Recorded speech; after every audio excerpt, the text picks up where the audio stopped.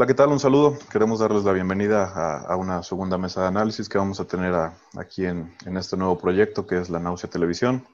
El día de hoy nos acompañan los compañeros Rafael de la Garza, Arsinoe Orihuela, y bueno, quiero agradecerles a todos su disponibilidad para participar en esta mesa de análisis. Vamos a estar dialogando por un ratito sobre un tema que no solamente que es muy actual para México y evidentemente para todo el mundo, sino que resalta la importancia que tiene en las diversas latitudes del continente americano.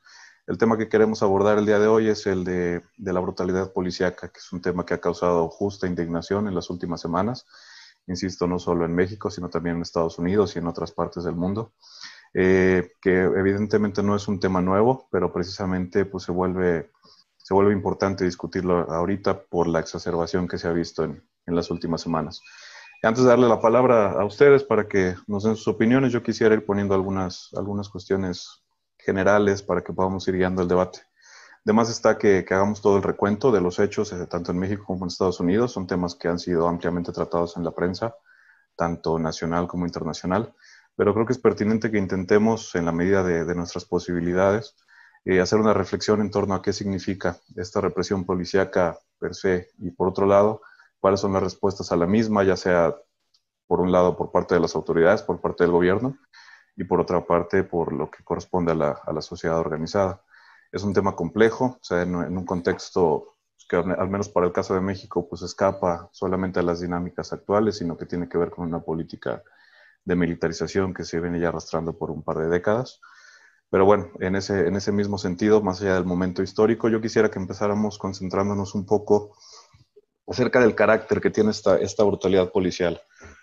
Me gustaría empezar con Arsinoe, Arsinoe que se encuentra ahorita en los Estados Unidos, precisamente por la magnitud de lo que ha pasado allá en las últimas semanas. Arsinoe, este tema, independientemente del gobierno de Trump y todo lo que se ha desarrollado, ¿tú lo verías como un tema que responde a cuestiones más bien de carácter estructural o es algo que se da simple y sencillamente por la coyuntura actual? Te cedo la palabra. Gracias, Héctor.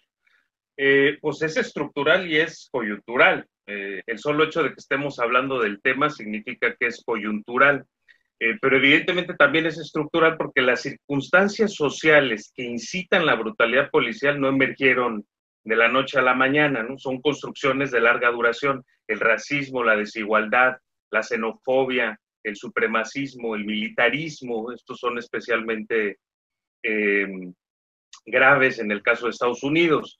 Es decir, los pilares sobre los que descansan las sociedades occidentales. Por eso no hay que caer en el engaño. La brutalidad policial no es un fallo accidental o intencionado del sistema, es el sistema.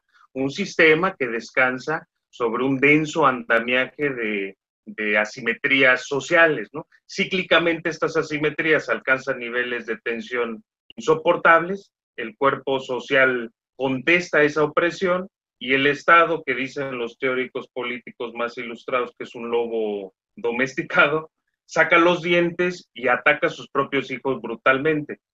Y sencillamente porque el Estado burgués es incapaz de cumplir las promesas de bienestar y ascenso social a todos los ciudadanos. Ahora bien, el caso de Estados Unidos es particularmente emblemático del inventario de antivalores occidentales, pero sobre todo del racismo. Eh, a ver, nadie discute que el asesinato de George Floyd visibilizó, y yo usaría otra expresión, viralizó con el apoyo de las nuevas tecnologías, los celulares, las redes sociales, el alcance del racismo homicida de las policías. Pero ojo que esto no es nuevo. Recuerden Ferguson y la saga de asesinatos de afrodescendientes en 2014 y un larguísimo etcétera, que bien podría remontarse hasta los 60 y el asesinato selectivo y masivo de los líderes afrodescendientes del movimiento de los derechos civiles, como Martin Luther King y Malcolm X. Ahora, mi tesis es que este episodio, George Floyd, Minneapolis, desató una guerra civil de baja intensidad en Estados Unidos que desgraciadamente la élite gobernante no va a conseguir sofocar tan fácilmente. La gente de color y pobre por un lado y los supremacistas, muchos de ellos también pobres, por el otro, e incitada por un discurso de odio del primer presidente norteamericano que yo recuerde, declaradamente antimexicano, y motorizada por los lunáticos porque Estados Unidos es una fábrica de lunáticos, que interpretan la segunda enmienda como una licencia para salir a cazar gente negra o de color. Para cerrar, yo sostengo que lo políticamente relevante es la brutalidad estatal, no la brutalidad policial, la brutalidad estatal que condena a la marginalización, la humillación, la criminalización y la muerte a las comunidades de color en Estados Unidos. Por eso Cornel West, que es un connotado filósofo y activista norteamericano, dice que lo que estamos viendo en los Estados Unidos es una experiencia social fallida, el fracaso de los Estados Unidos. Gracias, Arsino. Sí, yo recuerdo, ahorita que comentabas de la manera en la que los medios que tenemos en la disposición en la actualidad viralizan un fenómeno de esto, pues yo me acordaba a principios de los 90, ¿no? En California, y todo lo que se vino después, que parte precisamente también de la violencia de la policía frente a una minoría.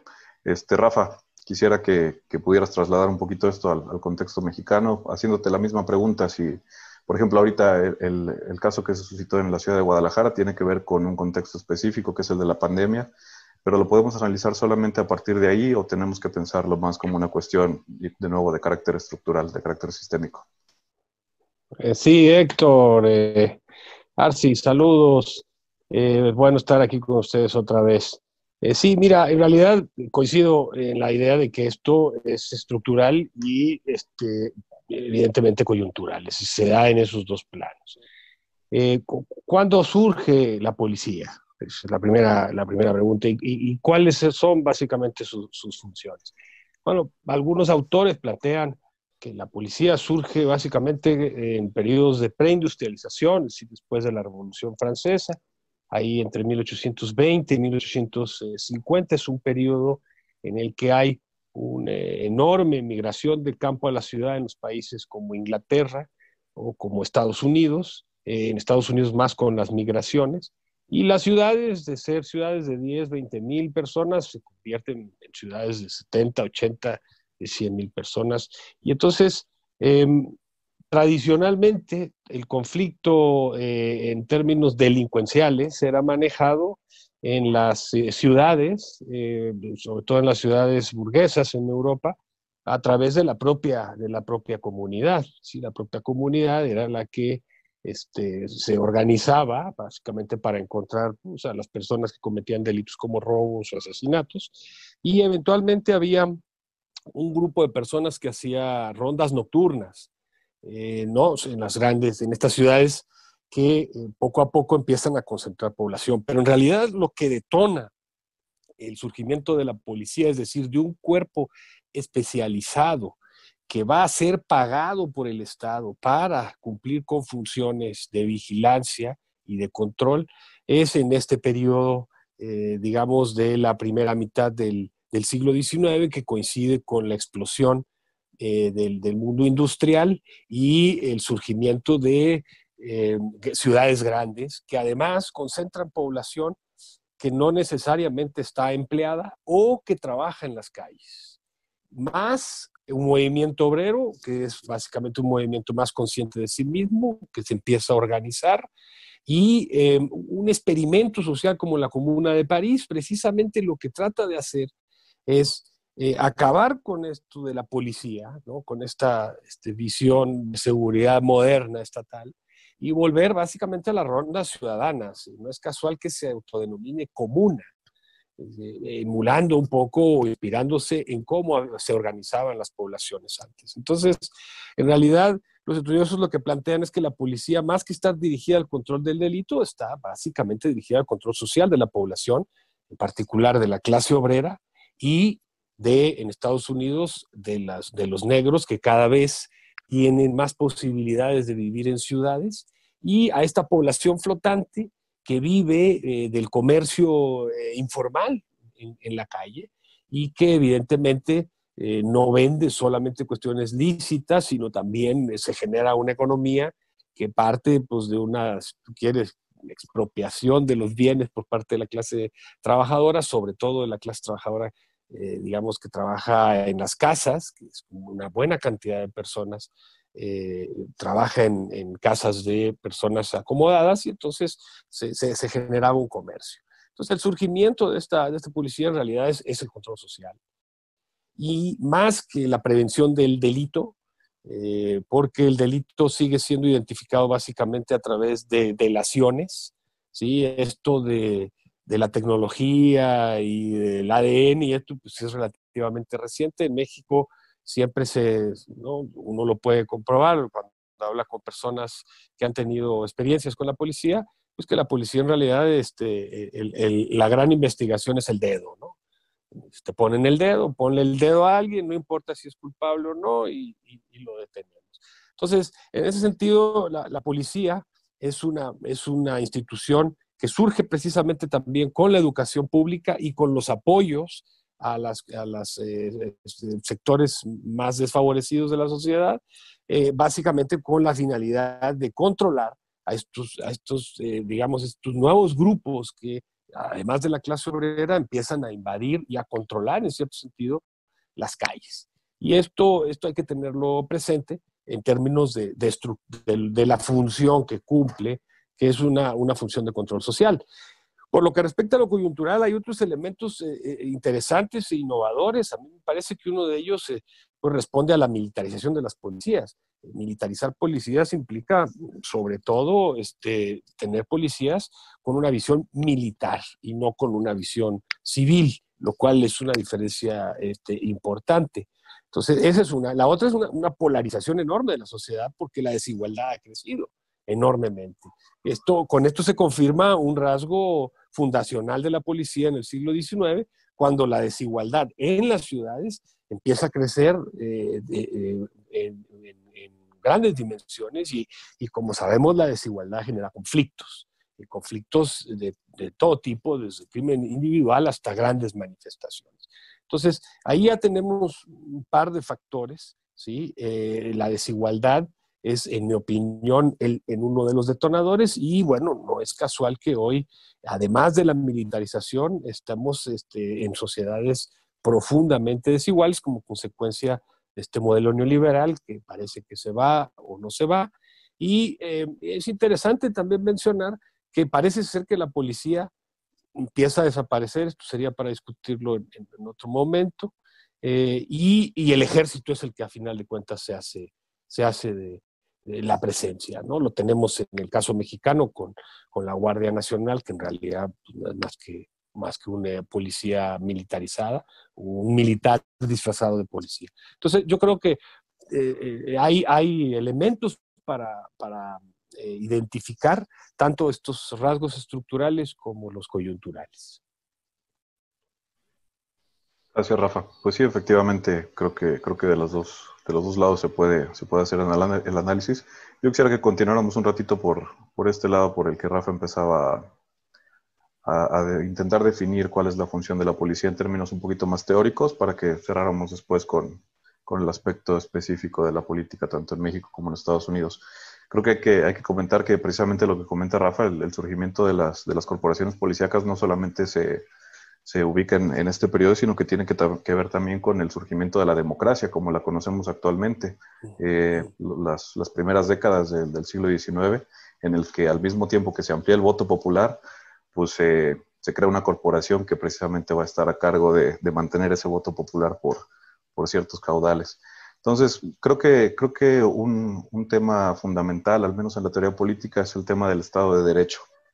¿Creen ustedes que podemos interpretar el problema de la brutalidad policíaca o de la brutalidad del Estado solo como una violación al Estado de Derecho? Yo pregunto esto porque yo creo que sería un error plantearlo de esa manera, que lo que tenemos es precisamente que en la medida en la que el Estado ha dejado o ha perdido ciertas funciones, ha dejado de hacer ciertas cosas, no solamente tenemos una militarización de la seguridad pública, sino que ahora la policía es la que cumple ciertas funciones que el Estado ha dejado de cumplir. Es decir, el Estado no garantiza un nivel de educación, el Estado no garantiza que disminuyan los márgenes de desigualdad, pero está la policía ahí. La policía es la que siempre está como una constante de la actividad policial. A ver si no es así en términos más teóricos, ¿cómo podríamos llevar a cabo esta reflexión? eso que acabas de comentar alude a cuestiones ya propiamente o factores propiamente coyunturales. Y yo creo que habría que tratar de agruparlos en dos categorías, los materiales y los inmateriales. En el caso de los factores materiales, que no voy a detener mucho en ellos, sobresalen las dos crisis, ¿no? Básicamente la crisis sanitaria y la crisis económica. Respecto a esto que dices, pues ya dijimos que el Estado burgués es incapaz de cumplir sus promesas de bienestar. Ahora, imagínense en este contexto de la pandemia que demostró que no es capaz de proporcionar atención médica ni empleo. Ahí están las cifras, 40 millones de personas solicitaron el seguro de desempleo en Estados Unidos, ¿no? Ahora, también ya se dijo que la brutalidad policial es un efecto de esas promesas incumplidas. Así que ahí hay una correlación inobjetable. La pandemia y sus efectos económicos y sociales elevaron la incidencia represiva del Estado, especialmente contra las comunidades de color que ya de por sí han sido desproporcionadamente afectadas por la pandemia. Ahora, en el caso de los factores inmateriales, que es donde yo me detendré un poco más, hay uno que a mi juicio ha sido subestimado por los analistas, y es el fantasma del fascismo social que recorre América y el mundo. Ese que ha avanzado sigilosa pero sostenidamente, vehiculizado en una fórmula que combina la democracia de baja intensidad en lo político, que es eso que acabas de comentar, con dictaduras de mediana intensidad en lo económico, lo social y lo cultural. Ahora, algunos analistas habían advertido este avance discreto pero galopante.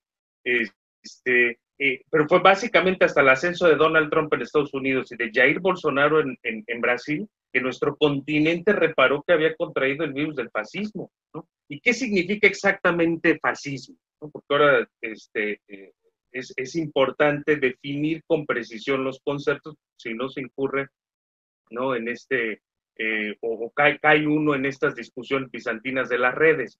Hay 4 elementos que, de acuerdo con un filósofo brasileiro que sigo con cierto frenesí, definen la forma de vida fascista y sus patologías. El primer elemento es el culto a la violencia, es decir, la brutalización de las relaciones sociales. Por ejemplo, la restauración del derecho entrecomillado, de ser racista y clasista, que es una discusión que está en boga en México, o la liberación de la violencia.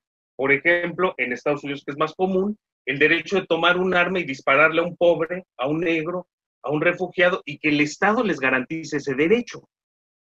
El segundo elemento sería la resurrección del Estado nacional paranoico, ¿no? Es decir, el encumbramiento del miedo como afecto político central. Miedo a los mexicanos, a los inmigrantes, a los negros, al virus chino, al régimen de Maduro, a los buques iraníes, a los comunistas. O sea, no es el delirio, no fue la izquierda, sino la ultraderecha la que reeditó, resucitó al comunismo, absolutamente delirante. El tercer elemento sería la insensibilidad absoluta con las clases vulnerables. Y yo recuerdo con mucha tristeza profesores en la Facultad de Ciencias Políticas, cuya formación además había discurrido dentro del ámbito académico público, que hablaban de eso que ellos llaman el derecho a no ver a los pobres, ¿no? De que los pobres no ocupen el espacio público que uno habita.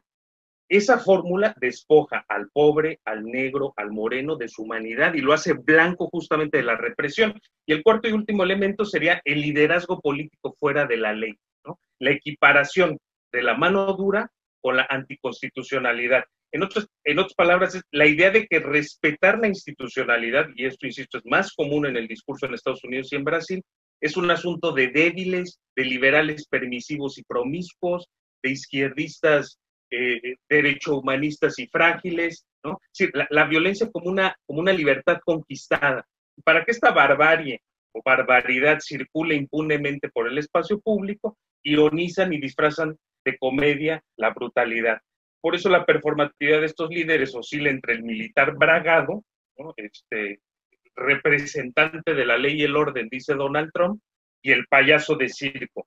Es decir, beban e ingieran desinfectante para matar al coronavirus y después se retracta diciendo que no, que es una broma. ¿no? De este modo, les permite justificar, diciendo que fue un chiste, aquello que afecta negativamente a posteriori su aceptación electoral. A mí me parece que este elemento del fascismo social es uno de los que explica la exacerbación de la brutalidad policial en nuestra época. Gracias, Arsinoe. Rafa, creo que lo que comenta Arsi respecto a esta situación la podemos pensar entonces más bien desde una perspectiva que más allá de las acciones de determinados individuos que, con conductas antisociales, si así se quiere, que lo pudiéramos pensar más bien con lo que sucede en términos político-culturales y con el papel específico que juega la violencia política, que es una violencia que está evidentemente enfocada sobre ciertos grupos sociales y que es una parte central de la actividad del Estado. ¿Qué nos puedes decir? Concuerdo con Arsi en esta cuestión de la violencia, efectivamente. El otro factor, más allá de la militarización y de la enorme desigualdad, es esta naturalización de la violencia, que se da en todos los niveles. Tenemos desde los niños que juegan, ¿no? Y matan, no sé, 4 o 5 personas por segundo, hasta las películas, ¿no? Fascinados con las vidas de los narcotraficantes, los torturadores, y bueno, la estrella principal, el psicópata, ¿no? Estamos fascinados como sociedad con los psicópatas, las películas se repiten y tienen un enorme éxito. Entonces, esta cuestión de la violencia social que se ha generado precisamente por el crecimiento de la brecha entre los digamos, los que tienen y los que no, evidentemente hacen que la violencia sea vista como un recurso purificador incluso, iluminador, ¿no? Y en esto entra también el fascismo, ¿sí? El fascismo, evidentemente es históricamente, lo podemos definir históricamente en los años 20 y 30 del siglo XX, en una coyuntura muy similar a la nuestra, y claro, ahora las connotaciones no son las mismas porque las condiciones no son las mismas, pero un elemento central del surgimiento de esta corriente o esta tendencia es el debilitamiento del Estado liberal y el desprestigio de la democracia liberal. En el fondo, es la crítica del fascismo de Mussolini era a que esas instituciones no resolvían y en una sociedad profundamente dividida. Entonces, lo que se pretende es básicamente colocar a la nación, a la raza, por encima de las libertades y generar un estado unificador en la que digamos, las disonancias, la falta de consenso sea visto como un pecado, como un virus peligroso, ¿no? Entonces, claro, en ese discurso endurecido de o todos están conmigo o están contra, o los que no están conmigo están contra mí, evidentemente los cuerpos de seguridad pues, reflejan, ¿no? Y si ustedes, si se podría decir, amplifican en la vía de los hechos. El caso brasileño para mí es tremendo. No se diga el caso israelí. O sea, cuando uno ve las escenas, la manera en la que la policía, el ejército israelí trata a los palestinos, o la manera en que la policía en Río de Janeiro trata a las personas de las favelas, es impresionante. O sea, vamos, es difícil de ver y de observar, aún a pesar de que cada vez más consumimos imágenes de violencia de todo tipo, ¿no? De todo tipo. Entonces, yo creo que sí, esto en términos coyunturales es una coyuntura que ha exacerbado evidentemente el culto a la violencia, ¿sí? Y la policía, pues básicamente lo que hace es reproducirlo, porque es una institución del Estado, y un Estado debilitado, un Estado con menos legitimidad frente a la población, no le queda más que el garrote, se desnuda, vamos, a final de cuentas, y esto no es nuevo, esto lo tienen diciendo analistas, líderes políticos y sociales en los últimos 20, 25 años, ¿no? Entonces, todos estos factores en realidad, ¿sí?, exacerban la violencia y la represión del Estado hacia los grupos sociales minoritarios, incluyendo a los pobres, que desde la perspectiva de la clase media son vistos como minoría, aunque sean la gran mayoría, ¿no? Se les trata como a las mujeres como una minoría, cuando en realidad las mujeres son la mayoría. Entonces, si la violencia policial, ¿no? La barbarie es en realidad, como mencionaba Arce al principio, es básicamente la barbarie del Estado, el terrorismo de Estado, como manera de controlar a la población. Listo, no hay mucha vuelta de hoja. A lo mejor se me puede acusar de simplista, pero pues están los hechos. Esto es un fenómeno global. Esto no es un fenómeno localizado, focalizado.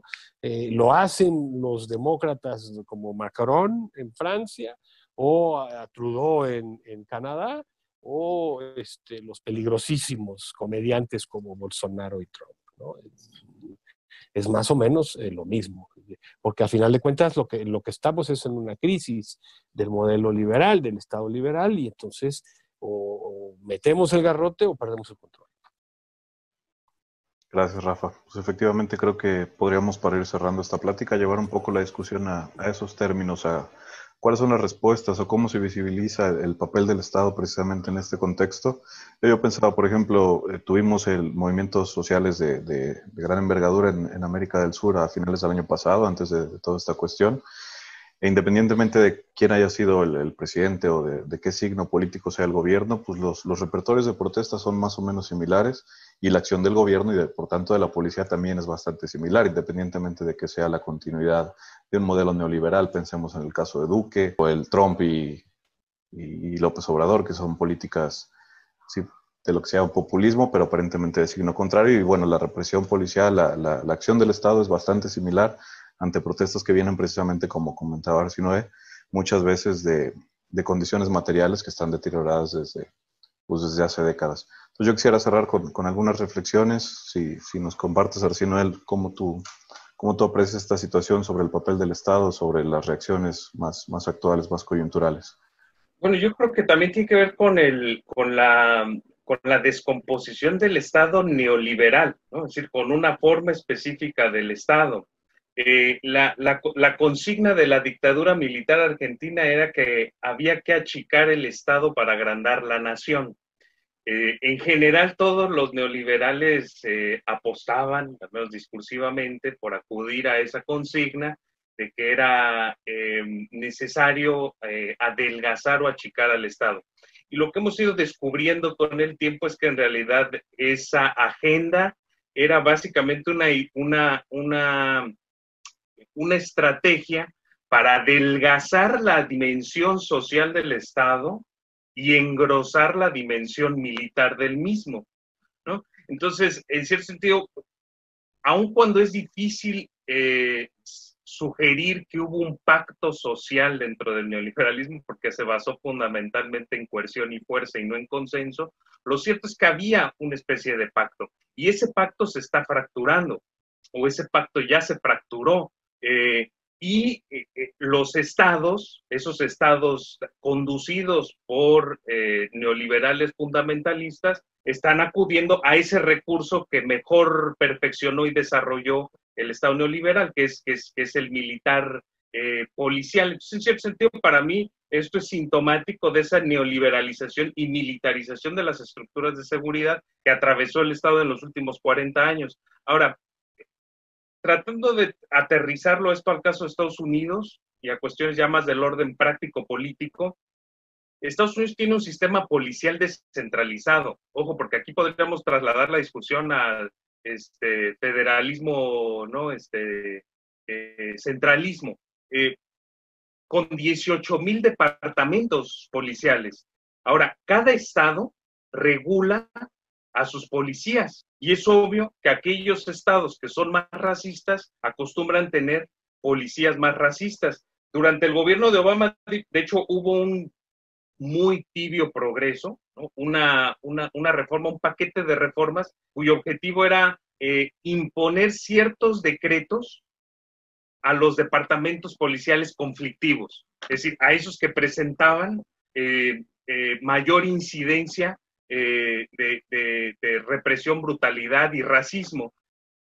Es evidente que se trató de un cambio minúsculo y que fue revertido en muy poco tiempo al momento en que llegó Donald Trump al poder y desbarató ese andamiaje de reformas y decretos y de hecho fomentó el financiamiento de equipamiento militar para las policías. Entonces, en ese sentido, yo creo que hay una cierta coincidencia. Los elementos que nosotros observamos como subyacentes a esta brutalidad policial, pues son la desigualdad que se viene arrastrando y profundizando significativamente, la neoliberalización económica de los estados y la militarización de las estructuras de seguridad.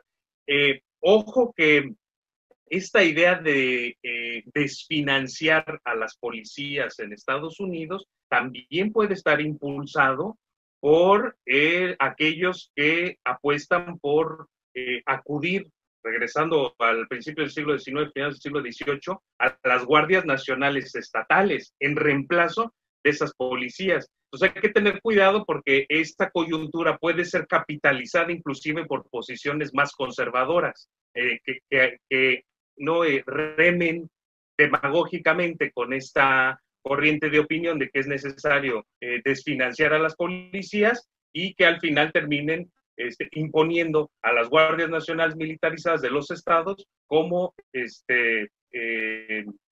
factor disuasorio de la resistencia, de la protesta, del conflicto, y no del crimen, porque como bien señaló el compañero de la Garza, las policías desde sus orígenes estaban diseñadas para disolver el conflicto social y las multitudes obreras y no el delito. Gracias, Arsinore. Pues sí, efectivamente, yo creo que lo principal es que a partir de este tema podemos discutir un sinnúmero más, porque el caso que comentas de la descentralización que hay en la policía de los Estados Unidos pues es similar a lo que ocurre aquí en México y toda la polémica que ha habido en los últimos años con las propuestas del mando único, que ahora es mando mixto y demás. Y pues a final de cuentas lo que vemos es que esa misma precarización que se ha visto en diversos sectores de la sociedad, pues también se ve en los cuerpos policíacos, no en en las grandes policías militarizadas, como es el caso de lo que era la Policía Federal, sino precisamente en las policías municipales, por ejemplo, que son las que están directamente en contacto con la sociedad. Pues bueno, creo que es un tema interesante. Yo le quisiera pedir a Rafael sus últimas opiniones, precisamente en términos de lo que pasa aquí en México, lo que pasó en la ciudad de Guadalajara, en la ciudad de Jalapa. ¿Qué nos quisieras decir al respecto para ir cerrando? Extendiendo un poco la respuesta de Arsi con respecto a México, aquí tenemos un fenómeno, somos un país federalista y efectivamente las policías tenemos en los 3 niveles de gobierno. Aquí tenemos un fenómeno diferente con respecto a la policía estadounidense que tiene que ver con la irrupción del narcotráfico. Es importante señalar que en los últimos 30 años el deterioro de las fuerzas de seguridad y en particular las policías municipales y estatales pues ha sido básicamente por la infiltración del narcotráfico y al grado de que precisamente el proyecto de la Guardia Nacional tiene precisamente o está basado en la idea de que las policías no son confiables, no están profesionalizadas y sobre todo están profundamente involucradas con el narcotráfico. Entonces, la respuesta ha sido precisamente, ¿no?, en función de esto. Más allá de esto, en términos históricos, pues la policía siempre ha tenido en nuestro país una percepción bastante pobre por parte de los ciudadanos, desde que yo recuerde, sí, ¿no? En realidad la policía ha sido poco profesional. Las policías judiciales en los años 70, muchos de sus cuadros eran básicamente sacados de los penales, propiamente dicho, en esta idea de combatir fuego con fuego. No tenemos entonces una tradición de una policía profesionalizada. Si a esto agregamos el deterioro del Estado, no sé, por poner un ejemplo, el caso chileno, yo tuve la oportunidad de estar hace un par de décadas allá, todavía, y a pesar de lo costoso que resultó para los carabineros el golpe militar en términos de su prestigio frente a la población, todavía los carabineros tenían un cierto prestigio y eran, bastante más profesionales que la mexicana en varios aspectos. ¿sí? Hoy los carabineros, los pacos, bueno, no tienen ni la mitad de la legitimidad y del respeto que tenía la población por ellos. Y esto es básicamente sí, en parte porque han estado sí, incrementando los niveles de violencia y han tenido básicamente que reprimir y reprimir para mantener el modelo excluyente chileno. Entonces, tenemos unas policías que yo creo que uno de los elementos fundamentales de una policía es gozar de la confianza de la población. En el momento en que la policía no tiene confianza en la población, pues, bueno, es una cuestión terrible porque al final el policía no va a ser realmente visto como el enemigo y la reacción hacia la policía va a ser mucho más beligerante. Si ahora vemos a los jóvenes enfrentarse a la policía, ¿sí? Jactarse de golpearla, de echarle cosas, etcétera, ¿sí? Cuando antes era una situación diferente, al menos desde mi perspectiva.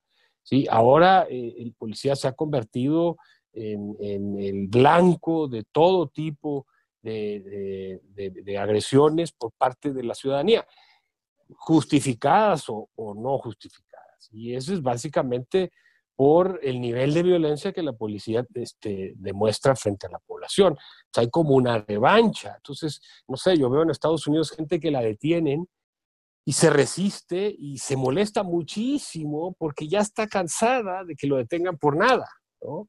Que es una situación que en México es mucho más peligrosa porque aquí pues, te desaparecen, ¿no? O te levantan, o lo que llamamos desaparición forzada, que es básicamente uno de los delitos más comunes en los que la policía se ha involucrado y se ha estado involucrando en los últimos años. En ese sentido es una situación diferente en términos de que el desprestigio tiene que ver con factores no solamente culturales o sociales, sino también en términos de desprestigio, en términos de legitimidad. Entonces, yo creo que esta coyuntura que vive México con respecto, insisto, al debilitamiento del Estado liberal, a su progresiva, digamos, desmantelamiento con el modelo neoliberal, pues tiene como consecuencia que, entre otros, el sector de seguridad haya sido uno de los más golpeados. Entonces, ahorita la solución en México, que nos tienen diciendo desde hace 10, 15 años, es profesionalizar las policías, que evidentemente no es más que un discurso, porque lo que se ha hecho es básicamente militarizar. Entonces, aquí también tenemos, al igual que en Estados Unidos, un fuerte rencor de la población, no solamente de la clase trabajadora, sino incluso de amplios sectores de la clase media, hacia la policía, ¿sí? Y esto en realidad lo que hace es que exacerba. El caso de Guadalajara, uno lo puede ver y se puede dar cuenta de que no sabemos quién es policía y quién no. De repente el propio gobernador dijo que había entrado gente que no necesariamente era policía, y entonces evidentemente pues, la población responde, ¿sí? Como una manera de defenderse, ¿sí? Y sobre todo profundamente agraviada. Yo creo que el agravio, ¿sí? Es un elemento importante para poder comprender la resistencia de la población y la forma en la que se enfrentan a la policía, ¿no? Eso es, digamos, digo, una manera de ver la situación, pero bueno, nosotros tenemos esto de brutalidad policíaca, ¿no?